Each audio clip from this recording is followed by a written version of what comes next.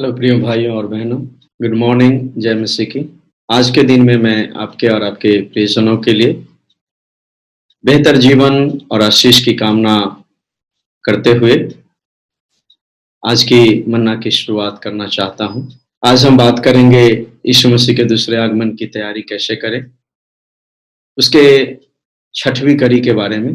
बीते दिनों में हमने 5वीं कड़ी के बारे में बात किया था कि प्रत्येक दिन हमें नम्रता, पवित्रता, धार्मिकता और खराई को अपने जीवन में धारण करना है, क्योंकि अगर ये परमेश्वर का गुण और स्वभाव हमारे अंदर नहीं है तो हमारी आत्मिक उन्नति प्रिय नहीं हो सकती और हम यीशु मसीह के लिए तैयार नहीं हो सकते। यीशु मसीह के साथ उठाए जाने के लिए हमारे अंदर परमेश्वर का स्वभाव होना बहुत ही जरूरी है, ताकि हम परमेश्वर के उस पवित्र स्थान में प्रवेश करने पाए।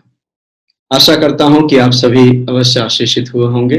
आज की कड़ी में हम बात करेंगे नम्रता के जीवन के बारे में। जैसा कि हम पिछले कड़ी में बात किए थे, उसके विस्तार से हम बात करेंगे कि किस प्रकार से हम नम्रता का जीवन प्रियो जी सकते हैं। नम्रता परमेश्वर के कई स्वभावों में से एक स्वभाव और गुण है।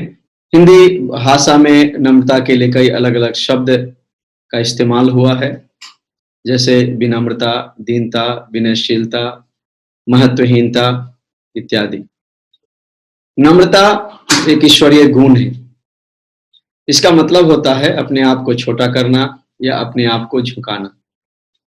दूसरे शब्दों में कहें तो अपने आप को कुछ भी नहीं समझना, यानी अपने आप को शून्य कर देना। जैसा कि हम फिलिपियों की पुस्तक 2 अध्याय के 6वें पद से लेकर 8वें पद तक हम यीशु के बारे में पढ़ते हैं। यीशु मसीह परमेश्वर के स्वरूप में होने पर भी परमेश्वर के तुल्य होने को अपने वश में रखने की वस्तु न समझा, वरन अपने आप को ऐसा शून्य कर दिया और दास का स्वरूप धारण किया और मनुष्य की समानता में हो गया और मनुष्य के रूप में प्रकट होकर अपने आप को उसने दीन किया। यीशु मसीह ने परमेश्वर होने पर भी अपने आप को शून्य कर दिया और दास का स्वरूप प्रियो धारण कर लिया। यही तो नम्रता है। यीशु मसीह ने नम्रता का अपने जीवन से अच्छा उदाहरण हमारे लिए पेश किया, ताकि हम उसके पद चिन्हों पर प्रिय चलने पाए। यीशु के जीवन में एक और उदाहरण को हम नम्रता के बारे में पाते हैं। यूहन्ना रचित सुसमाचार की किताब उसके 11वें अध्याय में हम इस बात को पाते हैं। यीशु मसीह गुरु होने पर भी उसने अपने आप को छोटा किया और दास बनकर अपने चेलों के पांवों को उसने धोया। उन दिनों में प्रियो पैर धोने का काम केवल दास लोग ही किया करते थे और यही कारण था कि पतरस ने यीशु मसीह से कहा, तू मेरे पांव कभी न धोने पाएगा, क्योंकि मालूम था पतरस को कि यीशु मसीह कौन है। क्योंकि जब यीशु मसीह ने पूछा था अपने चेलों से कि मैं कौन हूं, तो उस वक्त केवल पतरस ने ही जवाब दिया था कि तू जीवते परमेश्वर का पुत्र मसीह है। परंतु प्रियो यीशु मसीह ने आगे कहा, यदि मैंने प्रभु और गुरु होकर तुम्हारे पांव धोए तो तुम्हें भी एक दूसरे के पांव धोना चाहिए, क्योंकि मैंने तुम्हें नमूना दिखा दिया है कि जैसा मैंने तुम्हारे साथ किया है तुम भी वैसा ही किया करो। यानी यीशु मसीह ने स्पष्ट रीति से कहा कि जैसे मैंने अपने आप को शून्य कर दिया और दास का रूप धारण किया है, वैसे ही तुम भी अपने आप को शून्य कर दो और दास का रूप धारण कर लो, यानी नम्र बनो, दीन बनो।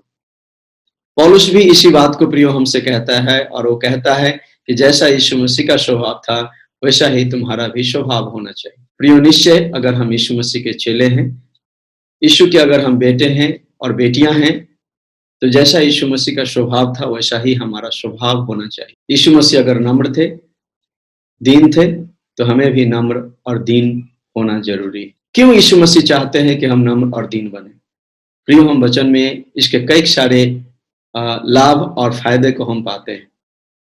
लूका रचित सुसमाचार की किताब 14 अध्याय 11 पद, 18 अध्याय 14 पद और मत्ती रचित सुसमाचार की किताब 23 अध्याय 12 पद में यीशु मसीह ने इस प्रकार से कहा, जो कोई अपने आप को बड़ा बनाएगा वह छोटा किया जाएगा और जो कोई अपने आप को छोटा बनाएगा वो बड़ा किया जाएगा। मत्ती रचित सुसमाचार की किताब 5 अध्याय 5 पद में यीशु मसीह कहते हैं, धन्य है वे जो नम्र हैं, क्योंकि वे पृथ्वी के अधिकारी होंगे। यशायाह की पुस्तक 62 अध्याय 2 पद में हम पाते हैं, यहोवा ने कहा, मैं उसी की ओर अपनी दृष्टि करूंगा जो दीन और खेदित मन का हो। नीति वचन 3 अध्याय 34 पद, पहला पतरस 5 अध्याय का 5 पद और याकूब की पुस्तक 4 अध्याय का 6 पद में इस प्रकार से लिखा है, परमेश्वर अभिमानियों का विरोध करता है परंतु दीनों पर अनुग्रह करता है। नीति वचन की किताब उसका 11वें अध्याय और उसका 2 पद में इस प्रकार से लिखा है, जब अभिमान होता है तो अपमान भी होता है, परंतु नम्र लोगों में बुद्धि पाई जाती है। मीका की किताब उसका 6वें अध्याय 8 पद में इस प्रकार से लिखा है, हे मनुष्य, वह तुझे बता चुका है कि अच्छा क्या है, और यहोवा तुझसे इसे छोड़ और क्या चाहता है कि तू न्याय से काम करे और कृपा से प्रीति रखे और अपने परमेश्वर के साथ नम्रता से चले।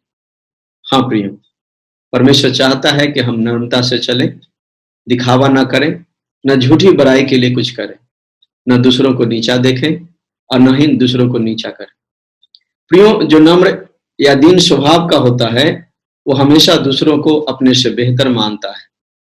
वह कभी ऊंचे आवाज में बात नहीं करता, वो हमेशा दूसरों को पहला स्थान देता है, वह जल्दी क्रोध नहीं करता है, अगर उसे कोई हानि भी अगर पहुंचाता है वह उस व्यक्ति को क्षमा करता है।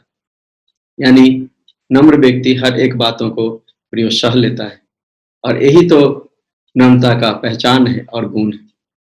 कुलुस्सियों की पत्री उसका 3 अध्याय 12 से 13 पद में पौलुस फिर से कुलुस्सियों की मंडली को इस प्रकार से आत्मा में प्रेरित होकर के कहता है, इसलिए परमेश्वर के चुने हुओं के समान जो पवित्र और प्रिय हैं, बड़ी करुणा और भलाई और दीनता और नम्रता और सहनशीलता धारण करो, और यदि किसी को किसी पर दोष देने का कोई कारण हो तो एक दूसरे की सह लो और एक दूसरे के अपराध क्षमा करो, जैसा प्रभु ने तुम्हारे अपराध क्षमा किए हैं वैसे ही तुम भी करो। इफिसियों की पुस्तक 4 अध्याय उसका 2 पद में कहता है, सारी दीनता और नम्रता सहित और धीरज धर का प्रेम से एक दूसरे की सह लो। नीति वचन की किताब 15 अध्याय 33 पद और 18 अध्याय 12 पद इस प्रकार से कहता है, नम्रता हमारे जीवन में महिमा को लाती है और घमंड विनाश की ओर ले जाता है। भजन संहिता 149 का 4 पद में इस प्रकार से कहता है, परमेश्वर नम्र लोगों को उद्धार करके उन्हें विजय का मुकुट देता है। तो प्रियो, हमने सुना वचन के अलग अलग खंड से कि किस प्रकार से नम्रता हमें ऊंचा उठाती है, किस प्रकार से नम्रता हमें आगे बढ़ाती है, नम्रता का स्वभाव होने से कैसे परमेश्वर हमारी प्रार्थना को सुनता है, परमेश्वर हमारी ओर दृष्टि करता है, कैसे परमेश्वर हमें ऊंचा की ओर लेके जाता है। प्रियो, इसलिए मैं ये आपको उत्साहित करना चाहता हूं, आइए हम परमेश्वर के बलवत्त हाथ के नीचे नम्रता से जीवन बिताएं, ताकि प्रियो परमेश्वर हमें उचित समय पर बढ़ाएं और अपनी महिमा से हमें शोभायमान करें, क्योंकि नम्रता ये परमेश्वर का गुण है, परमेश्वर का स्वभाव है और परमेश्वर चाहता है कि हम भी इस पृथ्वी पर रहते हुए प्रियो पूरी रीति से बदल करके हम एक नम्र, दीन और सहनशील व्यक्ति प्रियो हम बन जाएं, ताकि हम भी यीशु के समान बने, ताकि जब यीशु मसीह बादलों पर आते हैं तो हम उनके साथ आराम से उठा लिए जाएं। क्योंकि प्रियो, हम जानते हैं अगर यीशु का तरह स्वभाव अगर हमारा नहीं है तो जैसा हमने भजन संहिता 24 और 15 में देखा है, हम उसके पवित्र पर्वत पर प्रियो प्रवेश नहीं कर सकते हैं, चढ़ नहीं सकते हैं। इसलिए आइए हम अपना घमंड को त्याग कर, अभिमान को त्याग कर प्रियो नम्रता को धारण करें और आइए प्रार्थना करें। परमेश्वर पिता, मैं धन्यवाद करता हूं कि आज आपने हमारे साथ बात किया है नम्रता के जीवन के बारे में, और आपने स्पष्ट रीति से नम्रता क्या है और कैसे हम अपने जीवन से दिखा सकते हैं, कैसे हम अपने जीवन में नम्रता का अभ्यास कर सकते हैं। परमेश्वर पिता, हम आपका धन्यवाद करते हैं, हमारी सहायता कीजिए, अपनी आत्मा के द्वारा हमारे कमजोरता में आप हमें बलवंत कीजिए, ताकि पिता आपके समान बनकर, हम नम्र व्यक्ति बनकर हम आपके लिए कार्य करने पाएं और हम जीवन व्यतीत करने पाएं। हमारी सहायता करें, यीशु मसीह के नाम से इस प्रार्थना को मांगते हैं। प्रियो, परमेश्वर आप सबों को आशीष दे। मैं आशा करता हूं इस वचन के द्वारा परमेश्वर आपको आशीष करे।